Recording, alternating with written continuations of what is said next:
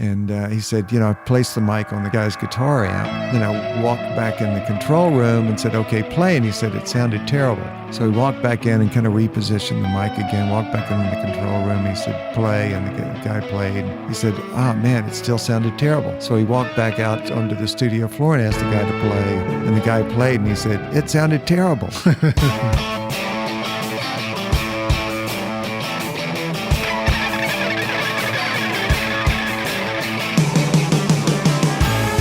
Welcome to Recording Studio Rockstars.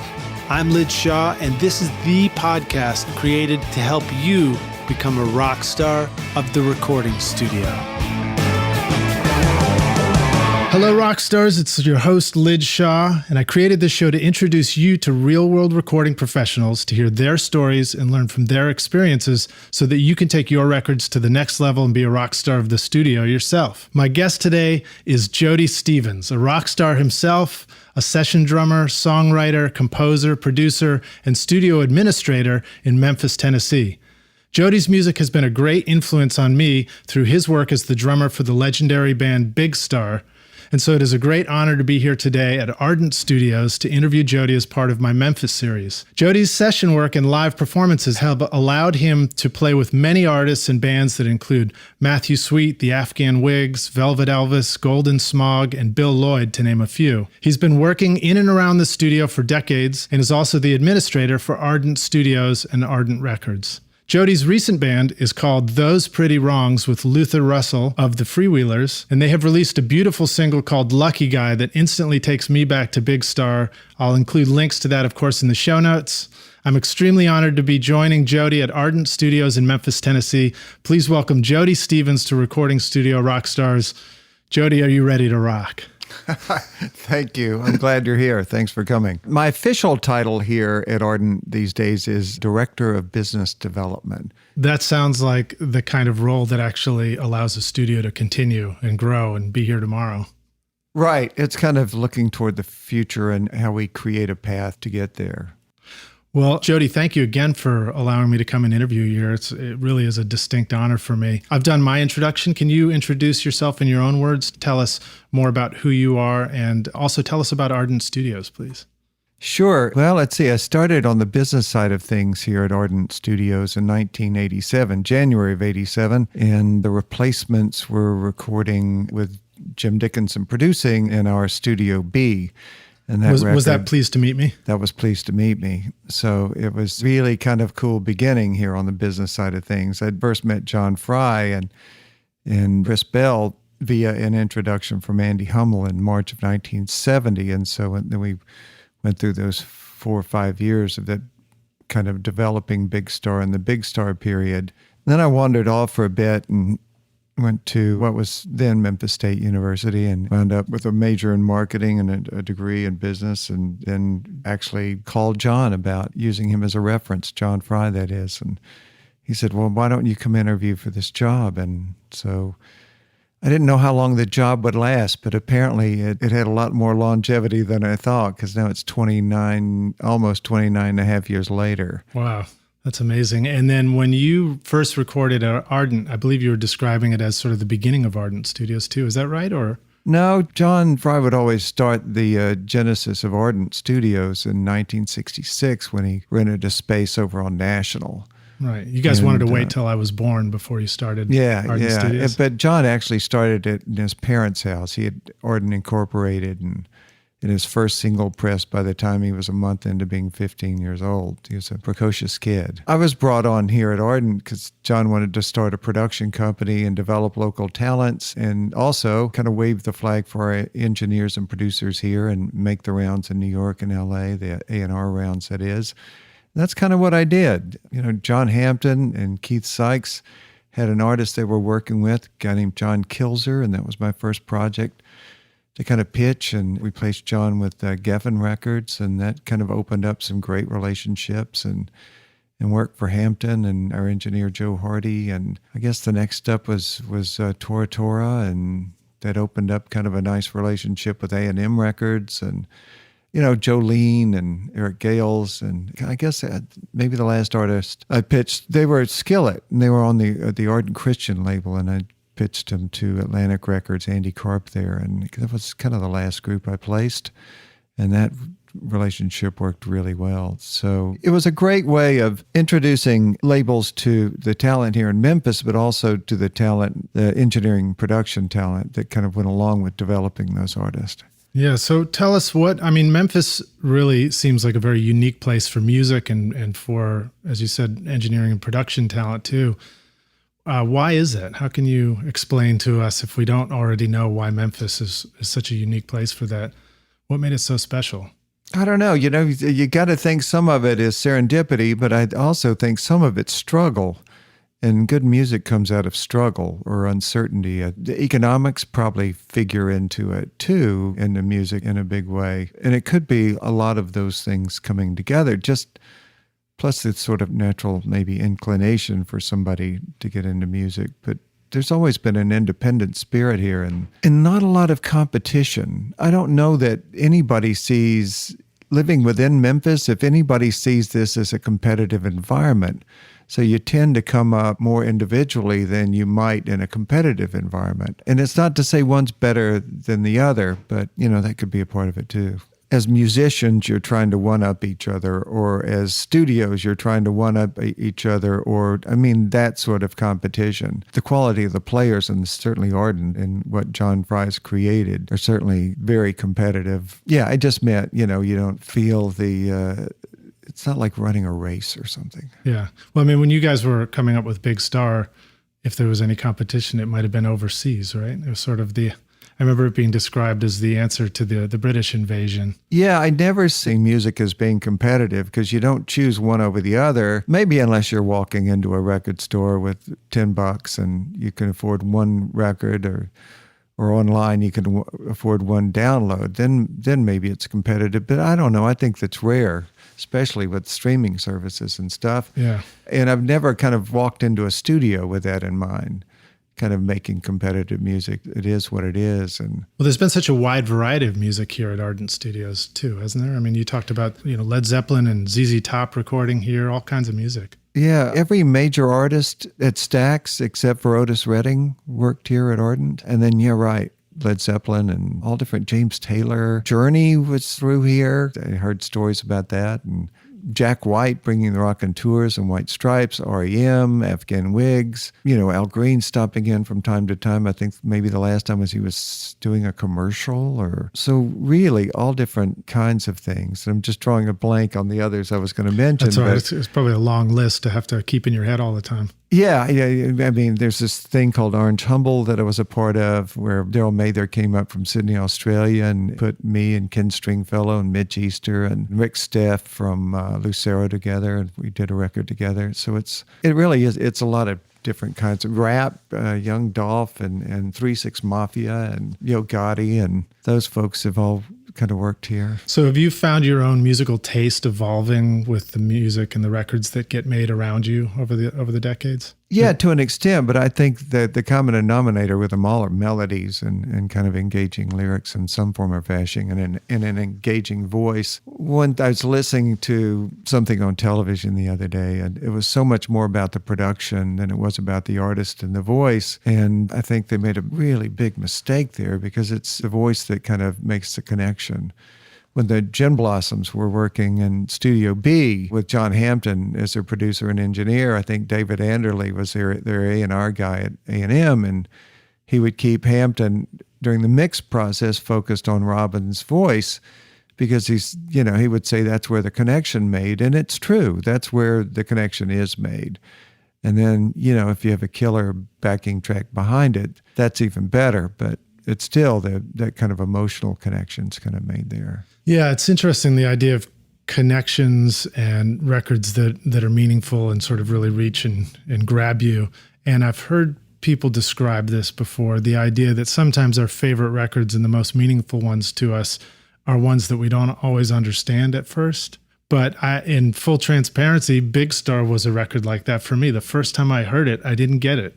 And then I listened again and I got a little more. And then I listened a third time and I was hooked for life. It just really resonated with me. And it's one of those records that I want to just sing along with at the top of my lungs when I'm driving down the highway, Oh, cool. Glad to hear that. Yeah.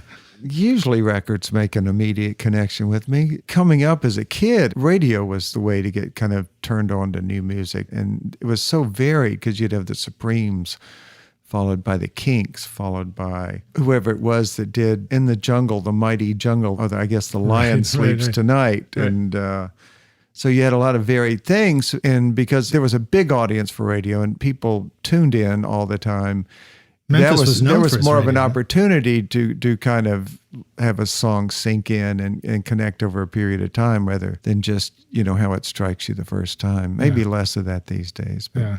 Well, I suppose as a kid too, you like you said, it's hitting you for the first time. You're introduced to brand new ideas. As you get older, you still are introduced to new ideas, but maybe in a different way. Well, so Jody, can I ask you to start us off with an inspiring quote about making music in the studio? Do you have anything you'd like to share with us? Well, John Fry would always say, magic can happen here at Ardent Studios because a lot of magic has happened, a lot of pretty amazing music. We've talked about some of those artists too. I've always thought that was cool because you walk through these doors and we have 3 studios and it can be a pretty communal experience. I mean, I know when Big Star was working on the 3rd album, I think Jim Dickens, we were maybe in B at that time, but I think Steve Cropper had a session in A. So Steve kind of wandered over at Jim's request, I think, and laid a guitar down on Femme Fatale on Big Star's 3rd record. But I mean, that happens all the time. And even if there's no that kind of interaction, people that walk through those doors know that there are folks in other studios kind of pursuing the same sort of dream. And, sometimes you walk into a studio a little uncertain or a little about the outcome, but having other people around you going through that same experience, that same shared experience is very communal and can be comforting. So I think that it's not only what has happened, but what is happening in the studio. And then, I don't know, one of my favorites, I think, and you can go online at ardentstudios.com and see this video. Klaus Voormann came at the beckoning of Don Nix, who'd done a lot of work here with John Fry. But Don got Klaus Voormann to come. If you don't know who Klaus Voormann is, Klaus designed the Beatles' Revolver album cover and played with the Plastic Ono band. And he's the bass player doing that opening riff to You're So Vain. I don't know, he played with the Moody Blues and Dr. John and a remarkable guy. And Klaus was doing a retrospective of his work over the years and recording songs that he'd been a part of. So somebody caught a video of this, and it's Klaus talking about he's been to a lot of studios in the world, and his favorite is, and he kind of opens up his shirt, and he has on an Ardent Studios T-shirt. Nice. Wow, it knocks me out every time I see it, but Klaus is a sweetheart of a guy, not to mention. That's great. Well, I mean, you have a really unique thing still. I mean, it's something that used to exist more often, the communal studio, or a larger facility with more studios in it and people getting together. And I've heard a lot of producers and engineers talk about that wistfully sometimes. So congratulations to you for keeping it here and keeping it going too. I think it's a great responsibility. I mean, I've been a minor cog in all these wheels that turn here, but John Fry was, God, with that, I mean, like I said, John started Ardent when he was 14 and a precocious kid and very thorough, very methodical. And it's that kind of mindset and passion that's been instilled in folks here. And that's kind of what keeps us going. But yeah, with the passing of John Fry, the owners got together, and Pat Scholes is now our chairman here at Ardent and is kind of steering the ship in a pretty cool way. I think toward the next 50 years. We celebrate our 50th anniversary this year. That's great. Well, so Jody, can you share with us a story from your own experience, something that was an important failure for you in music or in your studio career path that maybe became a really great learning experience? The first thing that comes to mind are mistakes in drum tracks. Pretty frequently, those mistakes can be cooler than anything that I could have ever thought of, like missing a turnaround. The first song that comes to mind is Lady Sweet on Big Star's In Space record. And I missed the change and the way it turns around. The cool thing is, the next time I missed it, I did exactly the same thing that I did the first time I missed it. So those can work and make you look even more creative than you might consciously be anyway. So failures, God, I know there, hopefully, well, I mean this in a kind of weird way, but hopefully there have been lots, because if you aren't trying enough things, if you aren't failing a lot, it seems. The end of Big Star for you and transitioning into something different, what did that feel like at that time in your life? I mean, you experienced a great deal of attention. Two things that I've seen from you already today that really humanize it. You, who can be viewed by somebody as, such a untouchable rock star, I imagine. One was that you sat down here and you started air drumming, which I thought was really cool, because that's something that, we all do. And another thing, you talked about going to school. You had this amazing experience with the band that got so much attention, and then a transition. You went to school, you got your degree, came back here, and you've continued with music, but you've also continued with business management of the studio. What was that whole transition like for you? I mean, that's a very down-to-earth experience. Well, both Andy and I were kind of pursuing university while we were in Big Star. And Andy quit because he kind of felt like he saw the writing on the wall and wasn't going to be able to make a living out of playing music, and he kind of wanted to get on with things. So we went back to what was then Southwestern. He was an English major there, and then I think he got an associate's degree in mechanical engineering, got a gig in Texas related to that, and then I think he got a master's in finance, interestingly enough. Andy remained a pretty creative guy. He, continued to play and even played in a band with his son, Andrew. So, I went to school because it was something to fall back on if music didn't work out as a career. And as it turned out, it just kind of enhanced maybe what the offering I could bring to Ardent when I called John Fry in December of 86, and then came to interview. And, having a marketing degree probably helps with my gig here. And if nothing else, it shows a little tenacity and, having a goal and reaching it. But that transition, I got out of school, and even when I sort of drifted away from Ardent in, say, 75, I did some writing with somebody in Knoxville, and then actually did some songwriting with Van Duren here, who I'd played with Chris Bell and Mike Brignadello, and had a band called the Baker Street Irregulars, I think. Nice. I can never remember if it's regulars or irregulars, but it was inspired by it's what Sherlock Holmes called the neighborhood kids, I think. Well, Jody, how about sharing with us now a story of a moment that felt like a real success for you, where everything just came together in music and in your recording career? Yeah, every time I would place a band, it was exciting, because I'm talking about the bands Ardent was developing in the very late 80s, early 90s, and up to 95 maybe. That was exciting because all of a sudden, you have this artist that now has the backing of a major label, and we have work for our producers and engineers, and we also have studio work, some sort of participation in how the project moves forward. So it's a lot of work and kind of a lot of dreams realized for a lot of people. So that's always exciting. And then a number one record, we were rehearsed for that. And even Radio City, to some extent, rehearsed for that. But third was kind of spontaneous. But anyway, you look at it, the first time you sit down to play a song, it's always nice if something comes to mind quickly, some sort of part. And I don't know, Ballad of El Goodo might be. We sat down to work that up, and the four of us, and that drum part just kind of came to mind. That was exciting. And then Oh My Soul on Radio City, and how that kind of came together. Because you walk in with a blank canvas and you don't know what your part of the picture is going to be. And it just comes.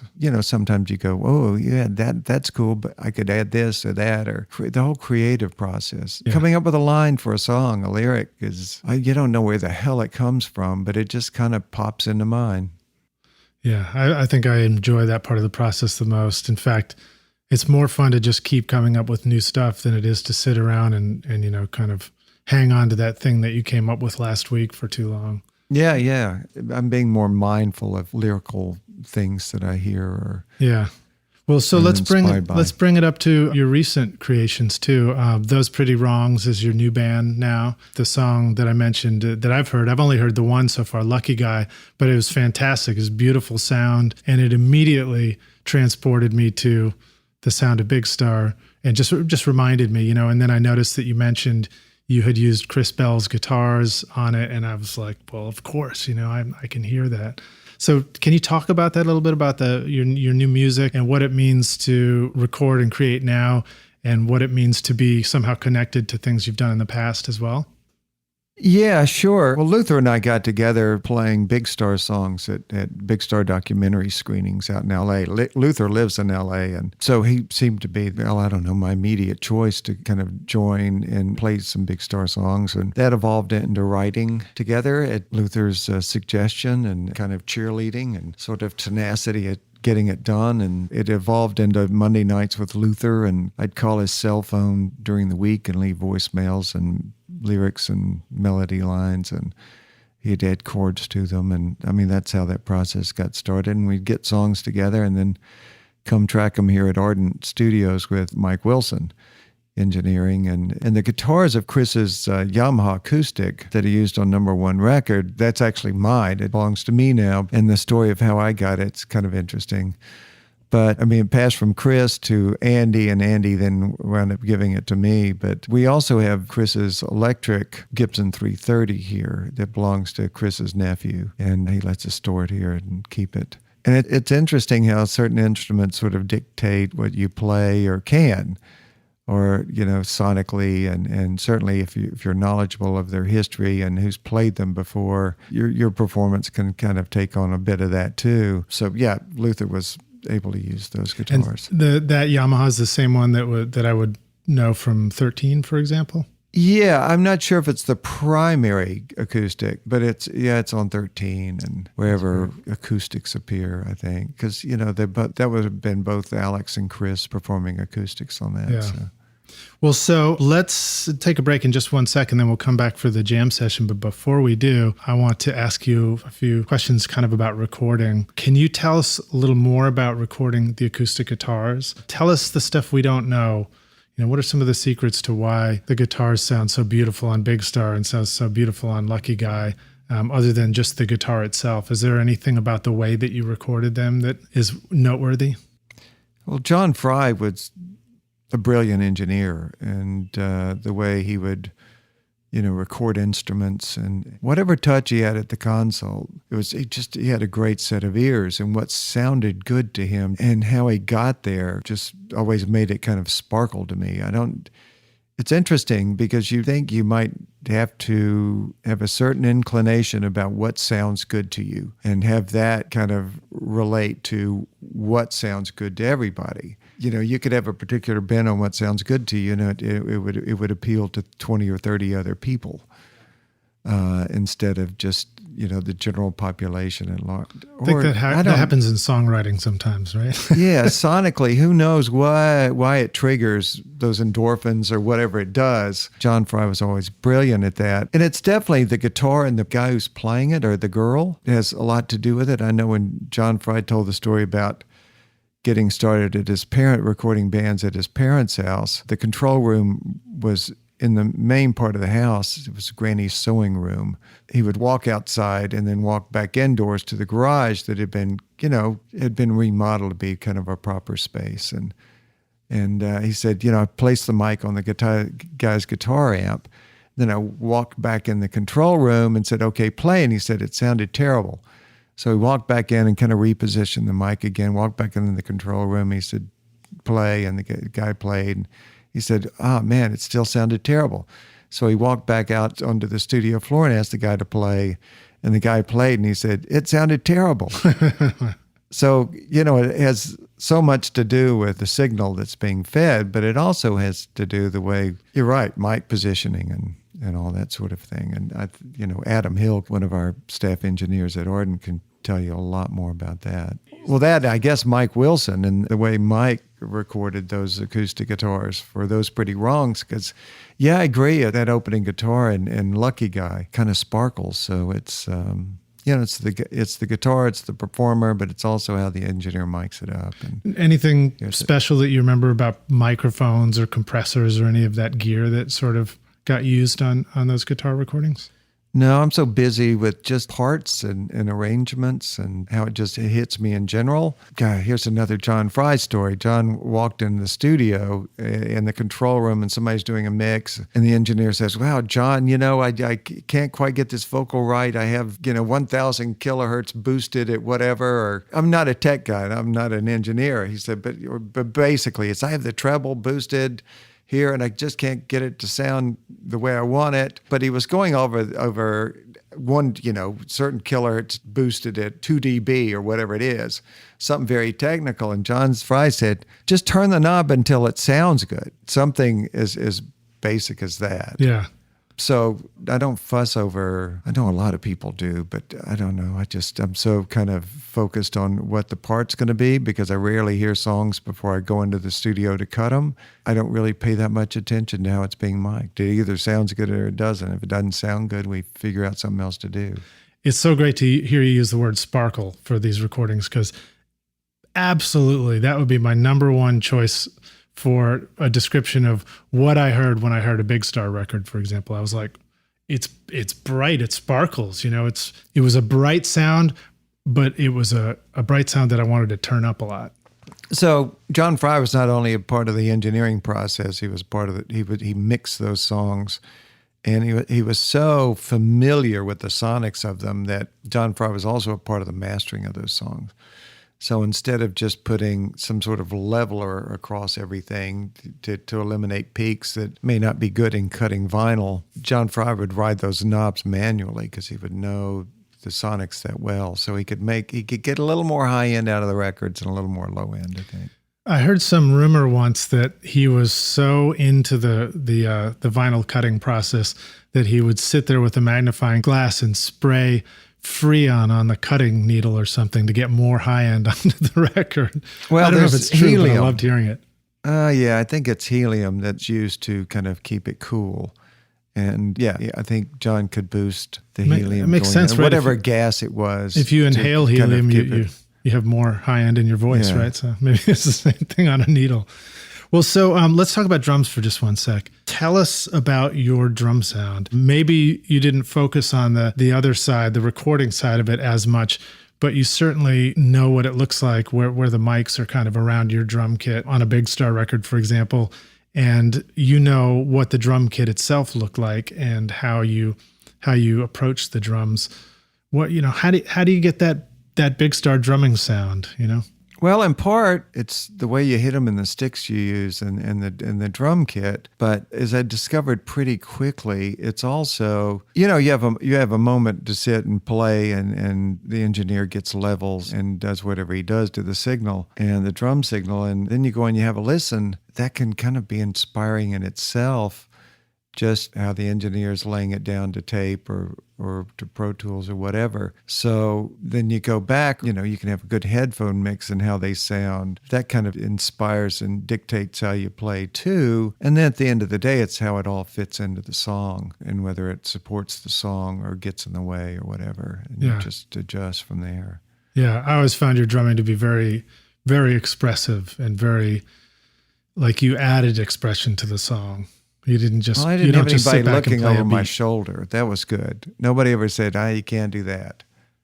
Yeah. People did make suggestions, and they were usually to do something. I don't remember any being not to do something.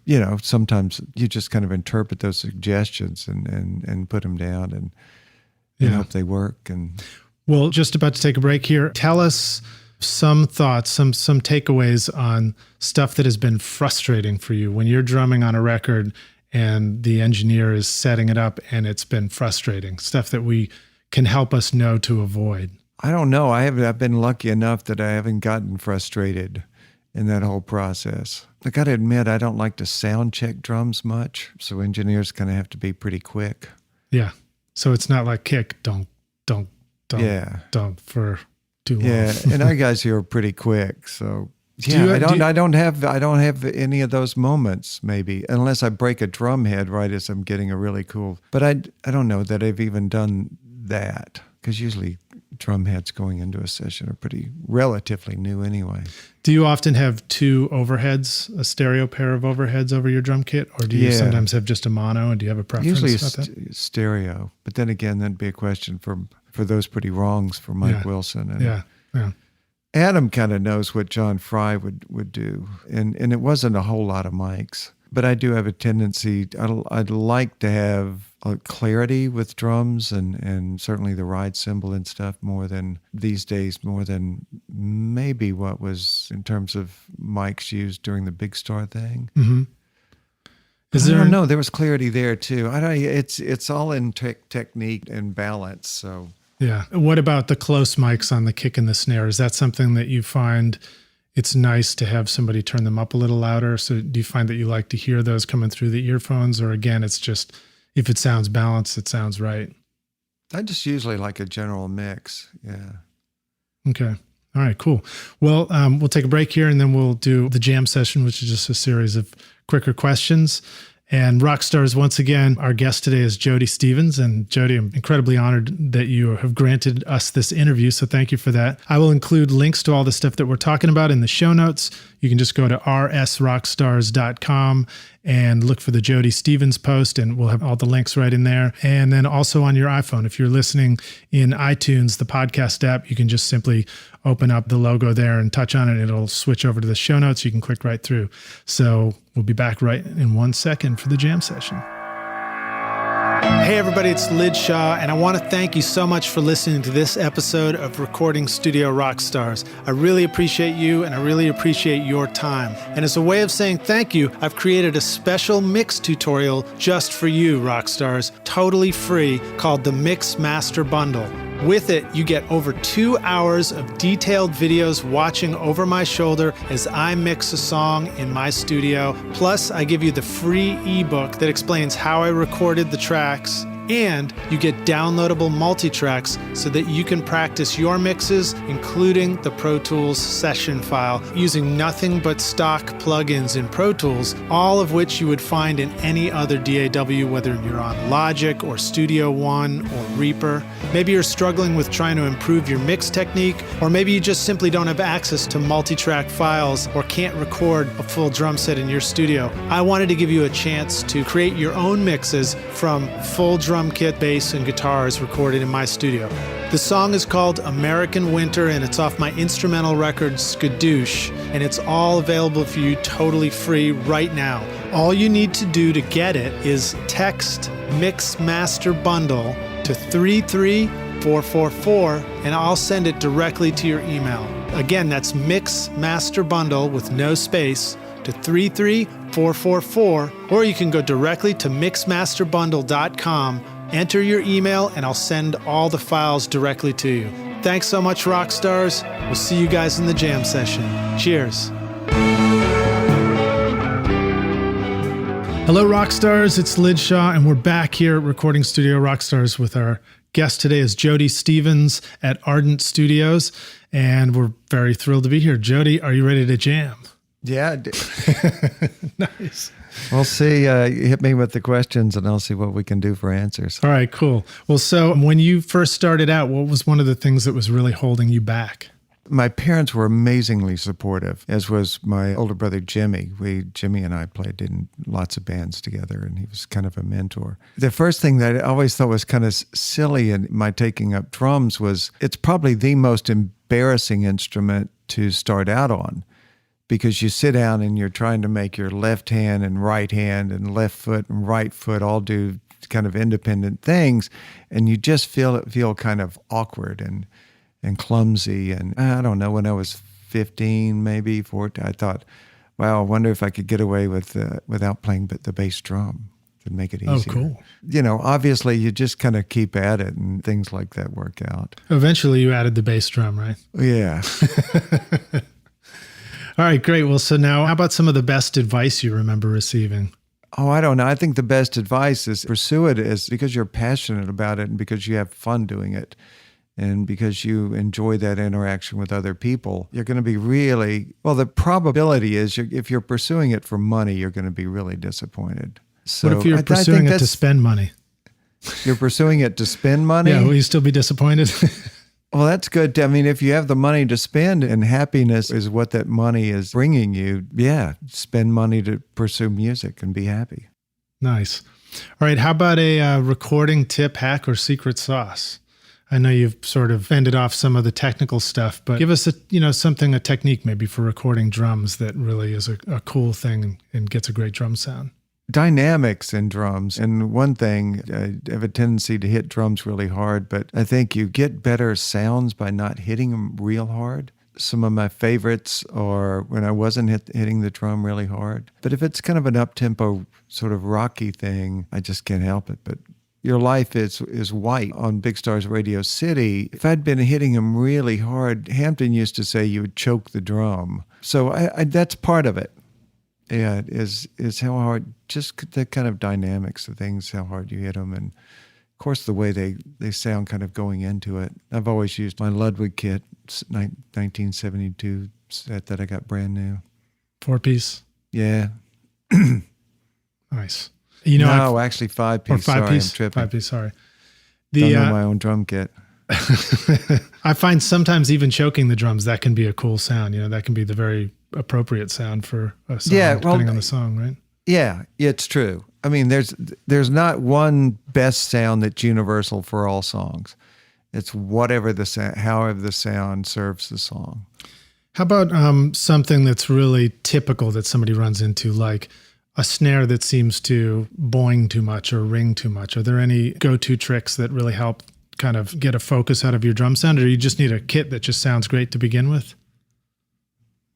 Starting with a kit that sounds great to begin with is definitely the key. I don't know, sometimes we have bands that'll come in and everything is in the best shape it can be, and they get started immediately, and then they can focus on more important things like recording the song. Every now and then you get someone that comes in and the intonation on their guitar is out. Be prepared when you go into a studio, because it's costing you money to be in there. So, make sure everything is set and the way it should be going in. All right. I don't know if that answers your question. No, that's all very helpful. And I run into people all the time who come in and their guitars are not intonated. And I'm often surprised that sometimes the musicians don't hear it. I hear it immediately and they don't always hear it. So I find that sometimes as a producer and engineer, it's on us to help them where they might not even know. Right, sure. That they needed it as much. So let me ask you about your kick drum. Does your front head typically have a hole in it? Or is it a solid front head on the kick drum? No, it typically has a hole in it. And would you typically put something in there? Are there instances where you have nothing at all inside the drum and some where you've got, your favorite cozy blanket or something like that? Yeah, no, I have this little pillow that's been in my bass drum since 1977, maybe. The same pillowcase. That's great. I'd be afraid to wash it. It'd probably disintegrate. If you lost any of the dust mites, the sound would change drastically. Okay, I'm so glad I asked that question. All right, how about a favorite hardware tool, something physical for the studio? When you go do recording sessions, you're always glad you've got it. I guess the drum kit. The drum kit's good. I don't know, the kind of stick you use to hit it has a lot to do with the way the drum kit sounds, not to mention the way you hit it. I'm not conscious of something, of being grateful, other than, we have a lot of kind of vintage gear here that I'm certainly grateful to have, and vintage mics and all that sort of thing that make a difference sonically in the way you hear someone's voice or the way you hear the drums, or certainly grateful for those things. Fairchilds come to mind. Mm-hmm. We have stereo and mono Fairchilds, and those are always kind of cool for voices. And I remember using those when we were mixing here. We asked you guys to get everything out for us. Fairchilds, the Gates, the Collins, every cool compressor. Sure, we'll bring it on out. I don't think we used the Mellotron though. But I think we blasted speakers through the Studio A live room and remiked it up and, mixed that back in. Yeah, it's nice having those options. That and, we have kind of a complement of analog tape machines and 16, 24, 8-track, 4-track, half-inch and quarter-inch machines. So it's nice having those too. Yeah. Do you love hearing the sound of your drums coming back off analog tape? Is there something about that process that really appeals to you? To answer your question, yes, I do. But I don't know that it's the only time that I've heard him sound good. I mean, You just like your drums. Recordings, yeah. Project I did called Orange Humble. That's the one I mentioned earlier with Daryl Mather from Sydney and Ken Stringfellow and Mitch. And that was a Pro Tools format. The drums, I think, sound really good. Okay, I know you're limited on time, so I'm going to jump forward a little bit here on questions. This is one that I think you might be uniquely positioned to answer. Can you share with our listeners a great resource or advice for the business side of recording in a studio, whether it's a tool or, an attitude or something like that? One thing that attracts people, I think, is the talent at the studio and the engineering and the production talent. I think that's probably first and foremost. If you're an engineer coming to a studio or a producer, you want a nice kind of complement of gear. You want a console that sounds good, and you want to know that everything's serviced properly and works. Is there any advice that you have to people for the way to kind of keep your finances working so that you get to continue to record, you get to continue to, you're operating a studio that has survived a lot of change in many decades. What is at the core of allowing a studio to survive like that? Obviously, you have to have a pretty good system for billing for time and studio time, and also collecting it and making sure that all that kind of functions as well. Yeah, we do. And we have a great accounting department for that. Diversifying helps. We have royalties coming in from artists we worked with as a record label and as a publishing company, artists that we've worked with. Are you guys doing video production now too as well? Is that right? We are. Yeah. Mike Wilson actually is kind of heads up the film department there as well, kind of wears a couple of different hats, film and audio engineering. I don't know how people get into the studio business these days on the scale that kind of Ardent operates at, unless they're just wealthy folks who get into it, for the fun of it. Mm-hmm. Studios are having a tough time, but just because of, I guess, budgets. And once upon a time, a big selling record might be 10 million or 12 million, a really big selling record, but you don't see that anymore. I think a really big selling record now might be $1.5 million or $2 million, or compared to the 10 or 12. I've heard numbers, you look at the Billboard charts and once upon a time, the top 10 would have sold 15 million in combination or whatever it is. And then now you look at those and it's, kind of a fraction of what it used to be in sales. So budgets are a lot lower. So the kind of expected income. So you really have to adapt. And we've certainly done that here at Ardent with lowering our rates to rates that are a lot more affordable. Also, the quality of the talent behind the console and allowing you to get things done quickly helps too. So, people come here because they want that studio experience. They want to set up in a room as a band and perform and play off each other and have that sort of experience. But they also want somebody that's good that can get it done and get it done quickly. Right. What used to be a few days to do it, now it's like, well, we've got one day. Let's just get right to the work and make sure it's good. And that fits your ethos for making music and recording anyway. Skip the sound check. Just start recording. Yeah. All right. So my closing question to you: what's the single most important thing that our listeners can do to become a rock star of the recording studio themselves? Well, buy an instrument, learn how to play it, and have a passion for playing it, and just enjoy playing it. And then things start to happen as people hear you and are engaged by what you do. People start helping along the way. And I would say that's how you gain entry. It's a long process. There's no real short way to having that studio experience, unless, of course, you have some sort of financial backer, or I don't know. I'm kind of getting away from the point, but it's to make it brief. It's how do you get to Carnegie Hall? You practice. Yeah. Well, I think you make a great point. It's a long journey, and so you better like what you're doing and enjoy it. Yeah. Because you're going to be on that path. Well, Jody, thank you so much for doing this interview with me. Again, it's a real honor. It's a real pleasure. And now I get to, check that off my bucket list for life here. Cool. I got to interview Jody Stephens. So totally fantastic. Can you let our listeners know how they can find you, find Ardent Studios, if they want to reach out to Ardent or learn more about it? Sure. ArdentStudios.com has a lot of information there on how to reach us. Those Pretty Wrongs. We have a Facebook page and a web page. You can look us up on Facebook and find contacts there. Those Pretty Wrongs record releases May 12th, which is this Saturday. I'm not sure when this podcast airs. I said May 12th. It's May 13th because it's Friday the 13th, which is kind of neat in its own way. So yeah, we can be found easily. You can Google Ardent Studios in Memphis, or you can Google Those Pretty Wrongs. Or actually Google Greyhounds. It's another Ardent music band. You can go to greyhoundsmusic.com. Pretty remarkable band there too. Okay, awesome. Well, Rockstar, a reminder, I will include links to everything we talked about in the show notes and how to reach Ardent Studios and learn more about that and Those Pretty Wrongs.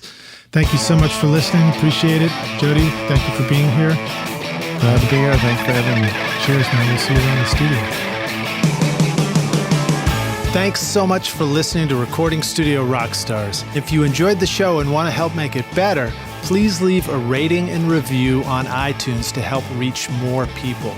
You can click directly over to iTunes or go to recordingstudiorockstars.com/review for an easy explanation. And if you want more free content, all you have to do is text RS Rockstars to 33444. Again, that's RS Rockstars to 33444, and I'll keep you in the loop with articles, videos, and podcast updates.